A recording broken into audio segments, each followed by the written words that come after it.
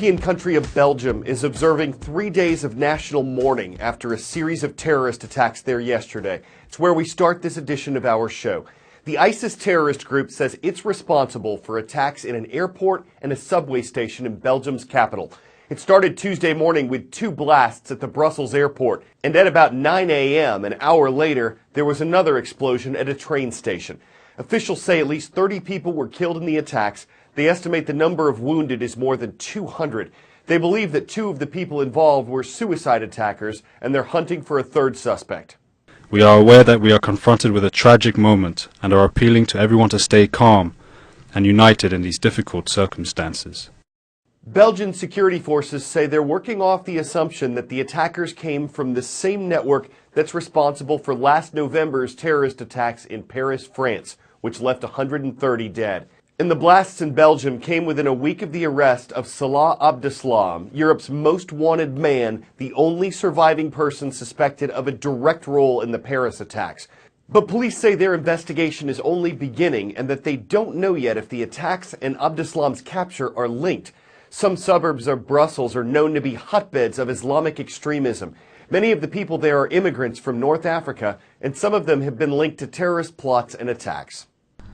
Belgium has contributed per capita the highest number of ISIS fighters out of all of Western Europe. So clearly there are really fertile fields here that the jihadi recruitment networks are able to sow and entrench their ideologies. Part of that, just speaking to people within the community, is this sense of disenfranchisement. The Belgian Muslim population has extraordinary high unemployment. It's something at like 40%. There really is a central issue regarding social cohesion and integration.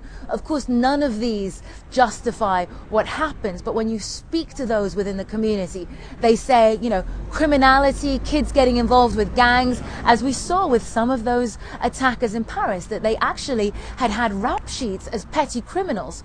And then it is a very short step from there, from being targeted by these radical networks. So you have this marginalization, this sense of disenfranchisement that makes the kids very easy targets for gangs and petty crime and lives that take them out of the mainstream.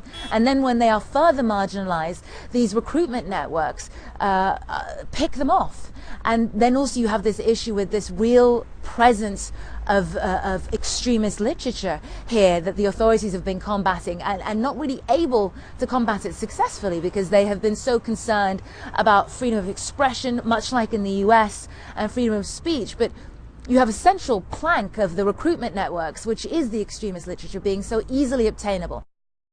The ongoing investigation into a terrorist attack in the U.S. may be heating up. We've told you about the legal fight between the FBI and the Apple technology company. After a terrorist attack in San Bernardino, California last year, which killed 14 people, investigators recovered the iPhone of one of the shooters, but all of its information could be erased if officials don't enter the right passcode. They asked Apple for help. Apple refused. Last month, a judge ordered Apple to help investigators hack into the phone. Apple's been fighting that order, saying it violates their rights. But now this whole legal fight has been postponed. Why? Because the government might have found another way to hack into the iPhone. An outside group apparently showed investigators a direct method for unlocking the device. So the Justice Department says it may no longer need Apple's help. It's not every week we have 2 different schools with a mascot called the Green Wave, but we do this week. Today's Green Wave is making waves in Greenfield, Massachusetts. Great to see everyone today at Greenfield Middle School. Next, we're taking you to where the buffalo roam. That's in Mountain View, Wyoming, where you'll find Mountain View High School. And finally, to the Russian capital. Thank you for using the show at Moscow State Linguistics University. It's in Moscow. Thousands of cases of canned tuna fish are being recalled nationwide in the U.S. The brands include Bumblebee Chunk Light Tuna, Chicken of the Sea Tuna, and Hill Country Fair Tuna sold in H-E-B grocery stores. Company officials say there was a malfunction in part of the machinery that processes the food, so the fish might be undercooked. And officials say bacteria might be in it that could cause deadly illnesses. Customers who have certain cans are being told to throw them out, but at this point, no one's known to actually have gotten sick from eating it. Bumblebee says its recall is being done out of an abundance of caution. Hundreds of people get sick every year from foods that are recalled. Many times you hear that the Food and Drug Administration recalled certain foods, but usually that's not the case. Only rarely does the FDA do a recall. Usually it's the company on its own that does the recall. Sometimes a food recall is done because health authorities know that that food has gotten someone sick. Other times it's done because an inspector at a plant has noticed that something wasn't done quite right and they want to prevent people from getting sick. When a food's been recalled, you can just throw it out or you can take it back to the place where you bought it and they should give you a refund. If you're wondering if a food in your kitchen has been recalled, the FDA has a list on its website. If you're worried that you found out about a recall after you ate the food, don't panic. Often recalls are done just as precautionary measures. When you think of space travel, you probably think of rockets or shuttles, vehicles with powerful, fiery engines that propel people up, up, and away. What about balloons? The oldest form of human flight may be the next step for people who want to travel to the edge of space.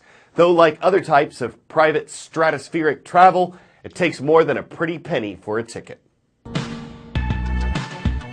I think it would be a tremendous shame to live my entire life on a planet I've never really seen. I think that sort of changes how you view life and really gives you a better appreciation. We're working to make space as accessible as a commercial airline flight. We have people from all around the world who bought tickets to fly in the Worldview capsule. Our tickets right now are $75,000 a seat. The oldest person is in their 80s. Air Force balloonist Captain Joseph Kittinger, Jr. is laced into an elaborate pressure suit in preparation for a daring ascent into the stratosphere. The idea for balloons in manned space goes all the way back to Kittinger in the 50s. Before the age of rockets and the great space race, we were using high-altitude balloons to take people to the edge of space. And so it's this really old idea that's laid dormant really for the last 60 years, and it seemed it was time to bring it back. As we began to develop that project, the StratX program came along. The team really gelled around taking Alan Eustace to the edge of space and having him jump from the edge of space down very quickly. The team and that technology essentially formed the basis of Worldview.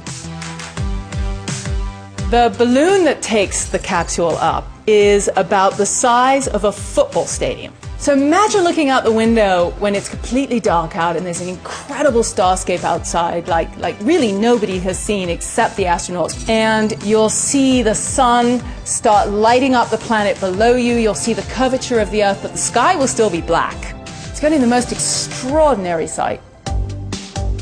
When it's time to come back, we open up a big parafoil that is about 3,200 square feet, the largest parafoil that's ever been operated. This parafoil, for example, is about 1,200 square feet, so it'd be about 3 times bigger than this one. The balloon itself falls essentially in a big ball of plastic towards the Earth, but then a team goes out and collects the balloon, and it gets turned into plastic bottles. We really feel that taking people up in this way is going to really open the door to a space experience in a way that you really can't do any other way. Humans have always explored. We've always gone beyond. We always have. And we always must.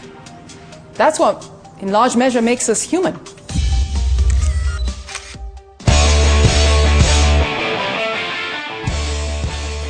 In Japan, a local government has put out a help wanted sign. It's looking for a few good ninjas.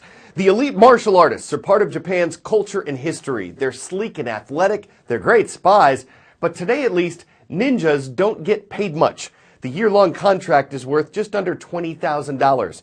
And the ideal candidates, unlike ideal ninjas, are talkative and willing to perform on stage. It's aimed at promoting tourism for the 2020 Tokyo Olympics. So if you're between 18 and 30 and you have a bachelor's degree in martial arts, this could be the nin job for you. You'll need to be faster than a turtle though, and Splinter and Shredder are probably beyond the age range, so it's a more serious position than would fit a comic. I'm Carl Azuz, and we'll see you tomorrow.